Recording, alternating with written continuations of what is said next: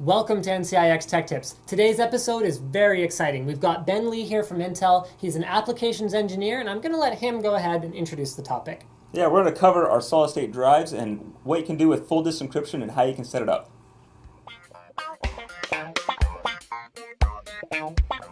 Now, Ben, for those out in the audience who know absolutely nothing about encryption, what exactly is hardware encryption on the drive, and how does it differ from software encryption?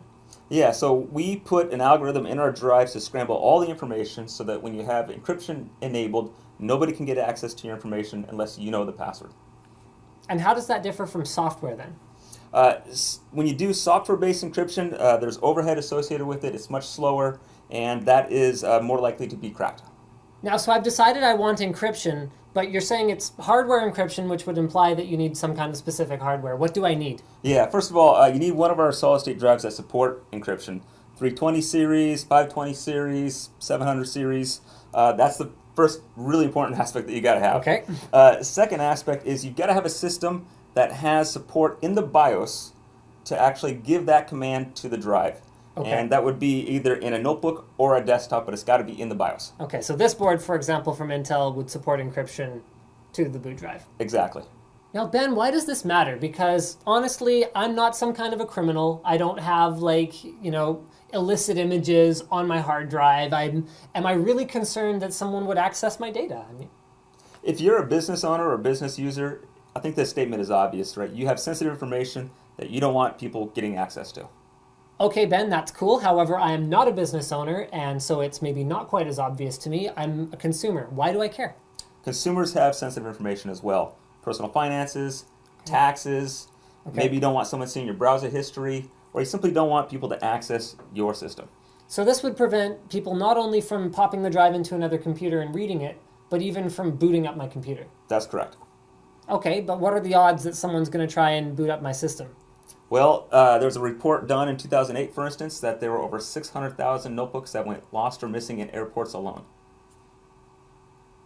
Now, the simple part, I guess, is figuring out if your board supports the encryption feature. So you'd basically just make sure it has AES or supports self-encrypting drives. In this case, both of the Intel boards we have here do. So from here on, I'm going to get Ben to walk us through the painstakingly complicated procedure involved in setting up this technology. Yeah, so we have the drive plugged into the board here, and we see two new options that show up in the BIOS under the security section. Master key hard drive password and disk drive password. You must enter a password for both of those for full disk encryption to be enabled. Wow, that was complicated, Ben. Why don't you explain the next complicated step?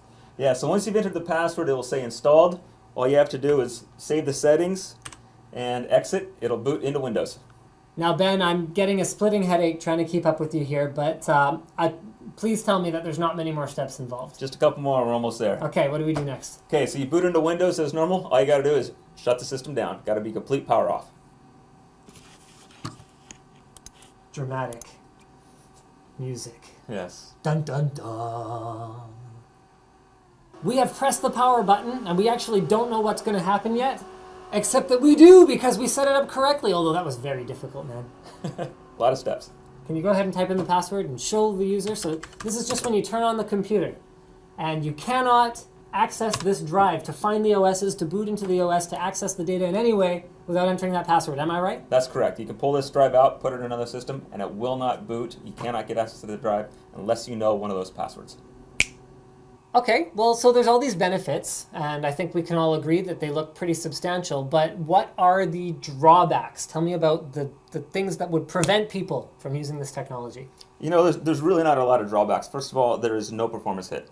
It's done in hardware, so you keep the performance. Okay. Second of all, there's no additional cost. You don't have to buy software, you don't have to install a program. There's nothing for you to set up and manage.